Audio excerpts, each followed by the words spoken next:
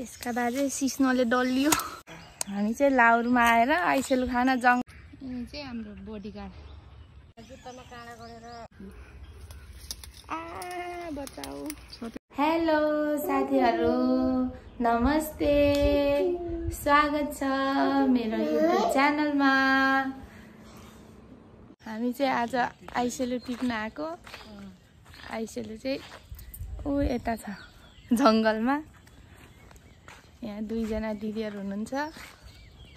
दिदीहरू त कति साह्रै नराम्री आएको रै। राम्रो आएको छ त।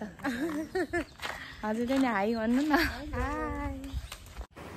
हामी चाहिँ आइसेलु भएको ठाउँमा आइपुग्यौँ र यो ठाउँमा चाहिँ अलि राम्ररी पाकेको रहेन।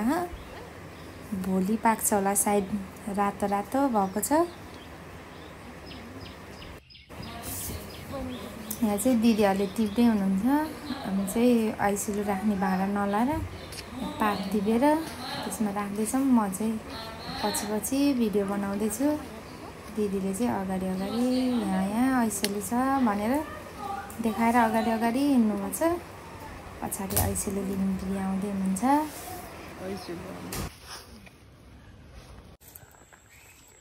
यहाँ चाहिँ दिदीहरूले आइसेलु टिप्दै हुनुहुन्छ। आइसेलु चाहिँ बेसरी नै पाकेको कालै भएर।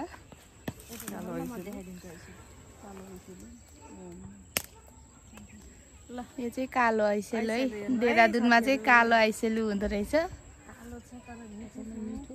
एकदमै मिठो गुलियो आइसेलु।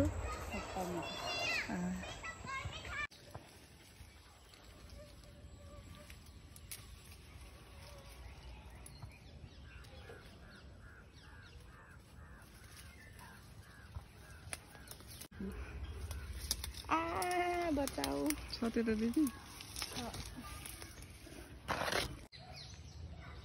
यो चाहिँ हाम्रो बडीगार्ड, जहिले हाम्रो पछि हिँड्छ।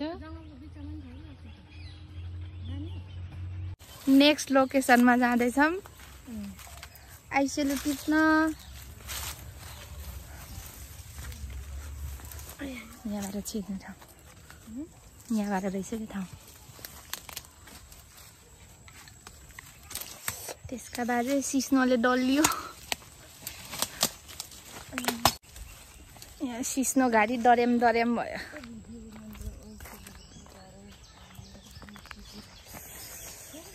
सिस्नोले पोल्यो मलाई। हामी चाहिँ लाउरमा आएर आइसेलु खान जङ्गल हिँड्दैछौँ।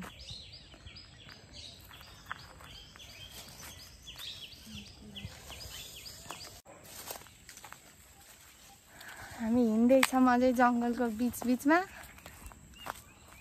आइपुगेको चाहिँ छैन, कति बेला आइपुग्छ।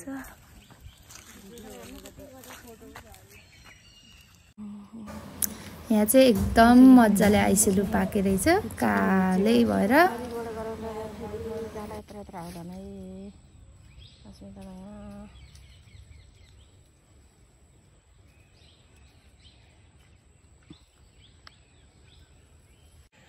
हामी चाहिँ आइसेलु टिपेर फर्कियौँ।